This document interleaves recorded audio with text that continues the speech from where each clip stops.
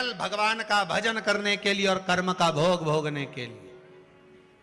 भजन करो, भोग भोगो, पूर्व में करा है, आज भोगेंगे। तो मनुष्य की देह में ही ज्ञात होता है कि हमने कुछ करा होगा, इसलिए हमको दुख मिल रहा। हमने करा होगा तो हमको तकलीफ मिल रही।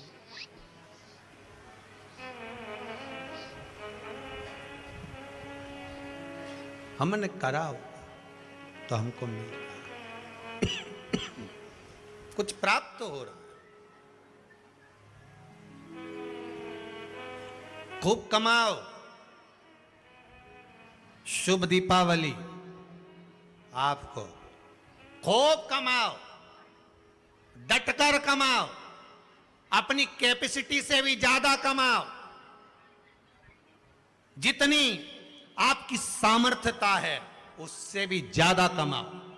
और मेरी मैया लक्ष्मी तुम्हारे यहां 2 पांव से नहीं, अष्ट लक्ष्मी पूरी 16 पांव से आए, हम मना नहीं करें, खूब आए। मना नहीं है, पर उस कमाई में भगवान से प्रार्थना करना कि धन आए तो अभिमान मत आने देना, अहंकार ना आए, बस इतना ध्यान रखना।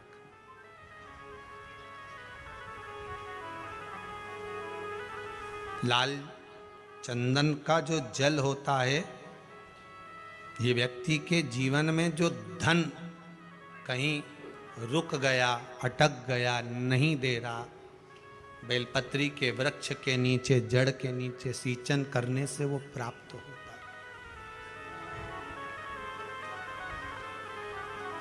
अथर्ववेद में छंदो ज्ञान उपनिषद में, दोनों में, अथर्ववेद में भी वर्णन है और महाराज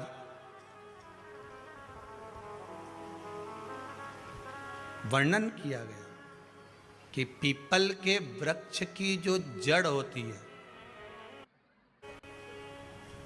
बेलपत्री के वृक्ष की जो जड़ होती है,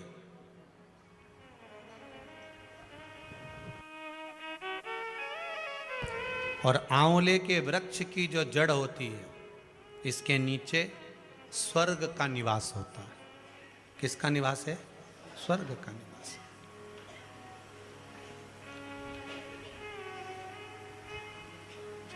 अथर्ववेद में भी कहा और छंदो ज्ञोपनिषद में भी वर्णन करा।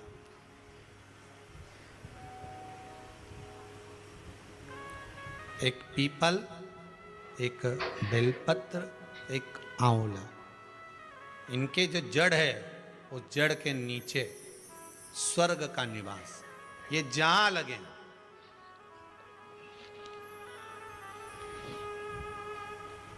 बस एक बात का ध्यान रखिए उसके लिए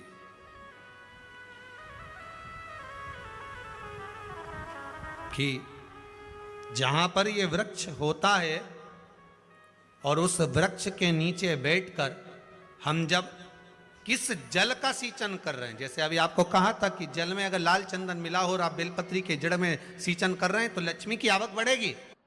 ना अटक गया, नहीं आ रहा, आएगा।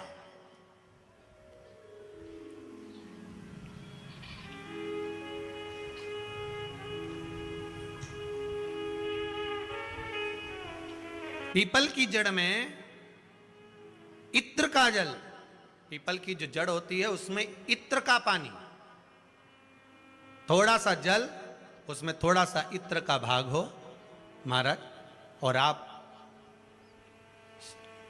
भगवान पीपल देव, पिपलेश्वर महादेव का स्मरण कर कर पीपल की जड़ में अगर जल चढ़ा रहे हैं और मान लो शरीर में कोई कष्ट हो गया है, शरीर में कोई रोग हो गया है, कोई मालूम पड़े ये हाथ 4 दिन से दुख रहा है, या 4 दिन से ये नस दब गई है, या ये कमर दब रही है, तो आप 2-4 दिन कर देखो। कलश के अंदर जल, जल में इत्र का थोड़ा सा भाग, पीपल की जड़ के नीचे आप उसका सींचन करिए पिपलेश्वर महादेव के नाम से। उस जल को थोड़ा सा भाग लेकर आ जाओ उसी में से जो चढ़ाया है, और उस स्थान पर जहां कष्ट है उसको लगाना प्रारंभ करिए। 2 दिन 3 दिन कर कर देखो। प्रैक्टिकल करने में क्या जाता है? सीवर वाला महाराज झूठ बोल रहा हो तो प्रैक्टिकल करने में क्या जाए, अपने करते रहो। जिन जिन ने प्रैक्टिकल करे उनका रिजल्ट यहां सामने है, जिन जिन ने करे। और अभी और पत्र देगा पढ़ने के लिए, हो अभी कहीं का भजन आएगा जब देख लेंगे। करते रहो। तीसरा, महाराज आंवले के वृक्ष की जड़। आंवले के वृक्ष की जो जड़ होती है, इसके नीचे शिव महापुराण की कथा कहती है, विष्णु पुराण कहती है, स्कंद पुराण कहती है महाराज कि भगवान नारायण स्वयं इस जड़ के नीचे अपना विश्राम करते हैं महाराज। इस जड़ के नीचे प्रयास करा करो। 1 चुटकी हल्दी, कितनी? मात्र 1 चुटकी हल्दी। आंवले के वृक्ष के नीचे भगवान हरि हर महादेव, कौन से महादेव हैं? हरि हर महादेव के नाम से रखकर उस पर पूर्व मुख कर कर, पूर्व की ओर मुख कर कर जल समर्पित करना प्रारंभ कर दीजिए। आप अगर प्रयास करेंगे शुक्रवार की शुक्रवार करें, या नवमी की नवमी करें, अष्टमी की अष्टमी करें, प्रदोष की प्रदोष कर लें, सोमवार की सोमवार कर लें, तो आंवले की जड़ के नीचे अगर हमने हल्दी रखकर जल का भाग समर्पित करा है पूर्वभिमुख होकर, तो अगर व्यापार नहीं चल रहा है, 1 हफ्ता हो गया बैठे हुए हो, कोई ग्राहकी नहीं है, तो 1 बार करो। दूसरी बार करने जाओगे तो आप अपने आप दौड़ कर जाओगे कि मेरा 1 हफ्ते से व्यापार अच्छा चल रहा है। आप दूसरी बार करोगे तो आपको ये ज्ञान उपदेश ये प्राप्त हो जाएगा, अपने आप रिजल्ट सामने आएगा कि हाँ, हमने आंवले के वृक्ष के नीचे हल्दी को समर्पित करा था, और उसको चढ़ाने के बाद हमने जो जल चढ़ाया है उसका फल हमको प्राप्त हुआ, उसका फल हमें मिला है।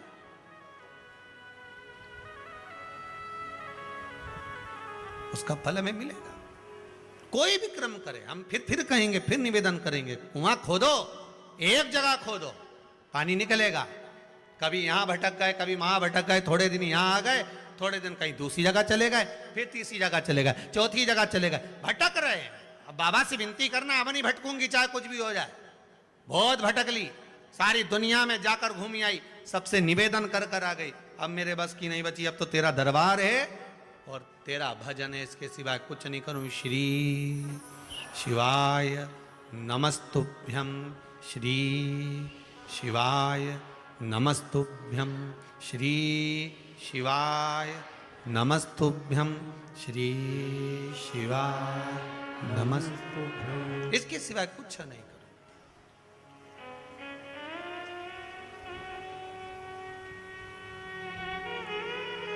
हमारा भजन मूल हो जाए। एक विदल और उत्पल 2 असुर हुए। पार्वती मैया ने जो भजन करा था, स्मरण करा था, शिव मिले थे, उनकी भक्ति दृढ़ी थी। विदल और उत्पल ने एक बार माता पार्वती जी को देखकर बड़े आनंद के साथ उनकी ओर लोभित हो गए, उनकी ओर आसक्त हो गए।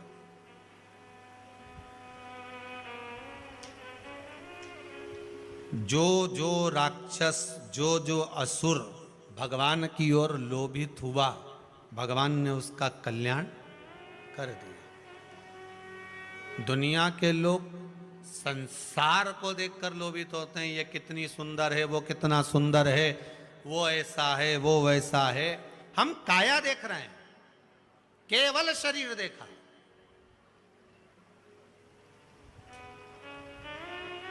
आधे से ज्यादा रिश्ते तो ये काया के चक्कर में गड़बड़ हो गए। लड़का अच्छा है साहब, लड़की बहुत बढ़िया है, दिखने में तो कई जोरदार। अब पहले का समय आज का समय, पहले के जमाने में सूरत नहीं देखते थे, चरण देखते थे। आज के जमाने में चरण नहीं देखते, सूरत देखते। फिर वही वाली बात आ गई, किस कलर के कपड़े पहनूं कि भगवान मुझे मिल जाए। शिव महापुराण की कथा कहती है, कपड़ा बदलने से परमात्मा नहीं मिलता, कलेजा बदलने से भगवान तुम्हारे सामने आकर खड़ा हो जाता है।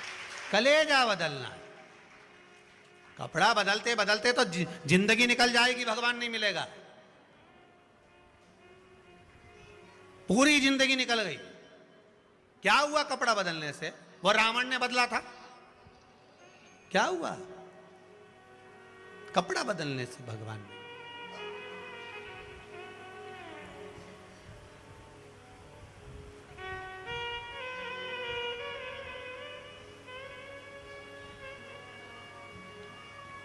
महाराज,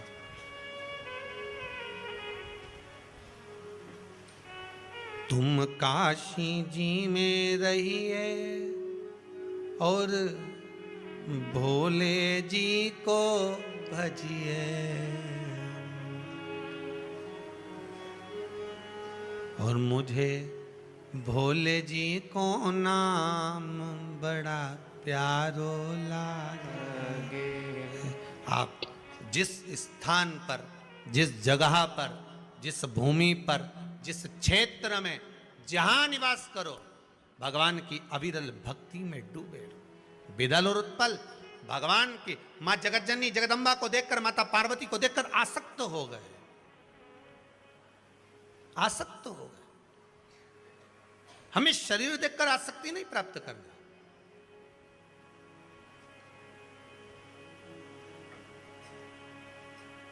महाराज, बड़ी ये सब काया जो है ना, ये तो परमात्मा की दी हुई है। कपड़ा पहनाना उसका काम है, कितनी जोरदार जोरदार कपड़ा पहना के भेजा है, ये उसके हाथ में। अब ये कपड़े की दुकान वाला जानता है कि कौन सा कपड़ा पानी में डालते से ही छोटा पड़ जाए। बोले सही है कि गलत है? मां से नाप के लाई थी तो 3 हाथ का ही था, पर पानी में डाला छोटा पड़ गया। ये कपड़ा ही ऐसा है। भगवान भी कहता है ये कपड़ा, सत्संग में जाके मालूम पड़ता है कि कपड़ा कैसा है। नहीं तो कई कई का कपड़ा तो बस पानी में डाला सुकड़ी गया, कहीं कहीं का कपड़ा तो पानी में डालते से कलर छूट जाए। ऐसा संसार में भगवान पैदा करा मनुष्य को। ये नर की जो कपड़ा पहनाया है, मनुष्य की जो देह, ये कपड़ा इस आत्मा पर पहनाया है।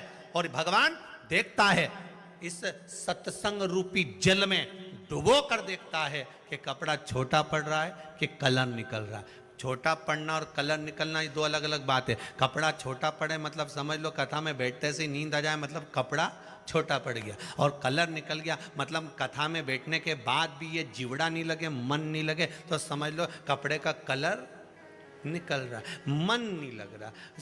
सब तो बैठे रे।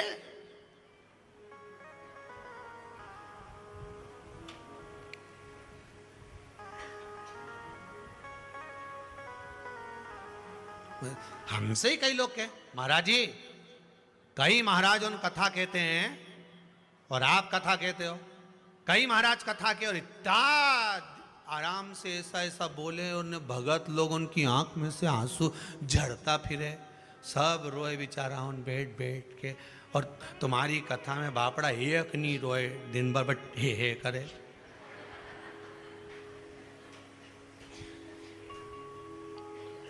और तुम भी व्यासपीठ पे बैठ के बस हंसता रहो ने ठिठोली करता रहो। है? तुम्हारी भी आंख में आंसू नहीं आए, और बाकी का महाराजन तो कथा के नहीं बापड़ा सब झड़ता फिरे। 25 बार मुंडा साफ कर ले, 2-4 बार तो सपेट ले। अब तुम तो, तुम्हारी संपट नहीं पड़ेगी, तुम सब ठिठोली, सब हंसे और तुम भी हंसो। अरे भैया, पूरे ब्रज में घूम लेना, पूरे ब्रज में घूम लेना, और एक बार ब्रज में घूमने के बाद में नंदगांव जाना, गोकुल जाना। कौन कौन गया जरा हाथ उठा, जितने लोग उठाए सब उठाओ जो नंदगांव गोकुल गए। माँ क्या करते हैं, घुटने घुटने चलो,